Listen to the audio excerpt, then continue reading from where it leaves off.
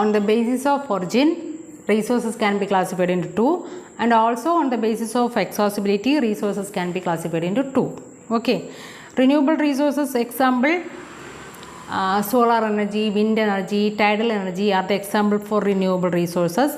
Non-renewable resources, petrol, coal, diesel, that cannot be renewed or that cannot be replenished. Okay, that is called non-renewable resources.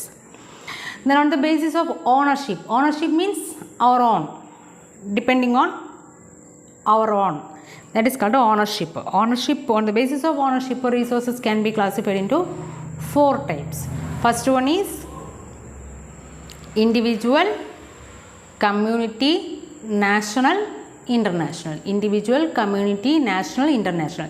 Individual means our own, my own house, my own vehicle, my own buildings, my own car, that is called individual resources. Okay, that for example, my buildings, property, house, car, plots, that is the example for individual resources.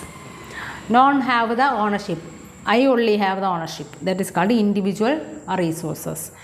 Community resources means that is owned by public or owned by government, is called community resources. Example, public park, ground, school, public well, that is owned by a community or owned by a society. Okay, everybody have the right to enter it. Then national resources. National resources means owned by a country.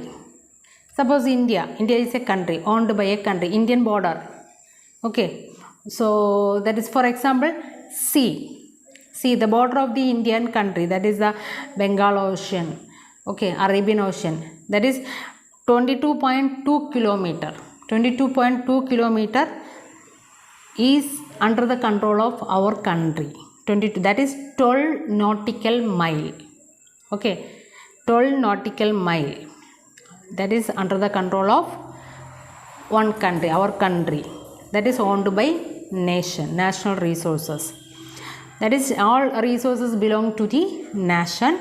The country has legal powers to acquire even private property for public good. Okay, example, sea, wildlife, forest, that is owned by a country. Sea have the limit of 22.2 kilometer, that is 12 nautical mile. Then international resources. International resources which are regulated resources, that is controlled by two countries, that is called international resources. Okay, international resources, that is example is ocean. Ocean is, that is 200 nautical mile. 12 nautical miles means 22.2 kilometer. This belongs to 200 nautical mile, belongs to individual countries, that is called international resources. Then the fourth one is on the basis of status of development. On the basis of status of development, resources can be also classified as four.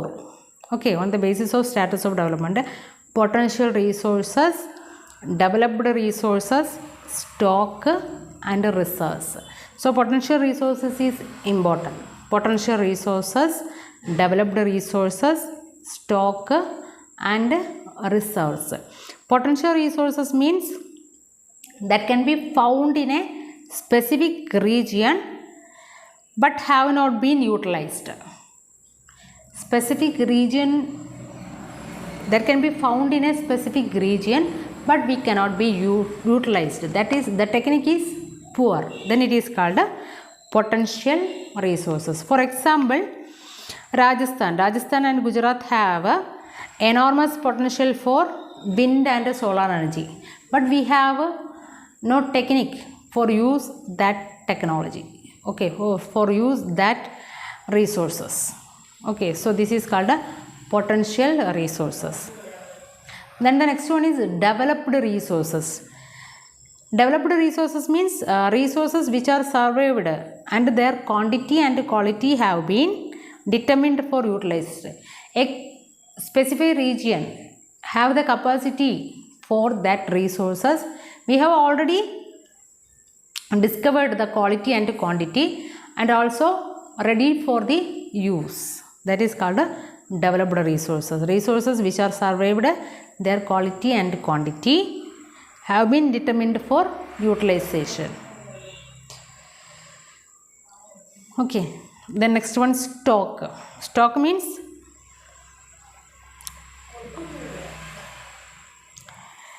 the resources which have the potential to satisfy the human needs, but the human do not have the appropriate technology. We have the potential, but we have not the technology for use it. Okay, so that is called a stock. Example, water. Water have a hydrogen and oxygen. Water have a hydrogen and oxygen, but hydrogen and oxygen can be removed from water, but we don't have any appropriate technology. Then that is called a stock.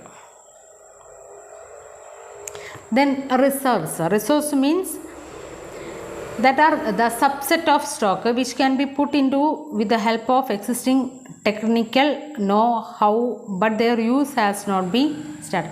We have to know how to use this, but it is still not started. That is called a reserves. Okay, so these are the 4 developed resources, that is potential, developed, stock and reserves. Okay, so these are the classification of resources. Resources can be classified into 4 according to their origin, exhaustibility, development and ownership. Okay, so next important topic is sustainable development. Sustainable development means the development that takes place without damaging the environment, and development in the present should not compromise with the needs of the future development. So the development should take place without damaging the environment and save for future generation also. Okay, suppose water. We have already studied about do not waste water, because water is needed for future generation also. Do not waste paper, because paper is needed for future generation also. Okay, that is called sustainable development. That is, development should takes place without damaging the environment and also for future generation, is called a sustainable development. So in 1992, more than 100 heads of the states met in Rio de Janeiro. Rio de Janeiro is a place in Brazil. Okay, more than 100 states of the head meet in Rio de Janeiro. That is for first international summit. That is for first international summit. The summit was about the problems of the environment, how to protect the environment, because global warming is going on. So how to protect the environment for future generation. So that 100 heads of the 100 states meet at a place called Rio de Janeiro at Brazil in 1992. So they signed in a Agenda 21. That is Agenda 21 for save our environment, for decreasing the global warming. That is called Agenda 21. That is, they form a declaration. They form a declaration that United Nations Conference of Environment and Development, UNCED, United Nations Conference and Environment and Development, UNCED, in 1992. See, all the heads were signed this declaration that about do not damage the environment and reduce the global warming. That is called Agenda 21. That is United Nations Conference on Environment and Development, UNCED. That is also took place in Rio de Janeiro in Brazil. Okay. So next important topic is conservation of resources. Conservation of resources means these resources are reduced according to their use. So these resources can be conserved. So first step against these conservation of resources took place by Gandhiji. So Gandhiji told about the conservation of resources by his word. That is an important. There is enough for everybody's need, but not for anybody's greed. This was the words by Gandhiji about the resource conservation. There is enough for everybody's need, but not for anybody's greed. Okay, he also said these words for resource conservation. Then in 1974, that is in 1974, a Gandhian philosophy was again presented by Schumacher. Schumacher was a Gandhian philosopher. In 1974, he also wrote a book called Small is Beautiful.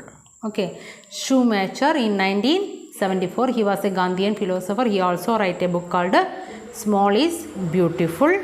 This was also about the resource conservation, and also made a commission report that is called Brundtland Commission Report in 1987. Brundtland Commission Report, again about the sustainable development. Okay, so Gandhiji also said a line about the resource conservation. That is, the line is, there is enough about everybody's need, but not for anybody's greed. And he also a Gandhian philosopher called Schumacher. He also presented a book called Small is Beautiful about resource conservation, and also a commission report was published. Commission report was published in 1987. That is called Brundtland Commission Report, 1987. This is also important.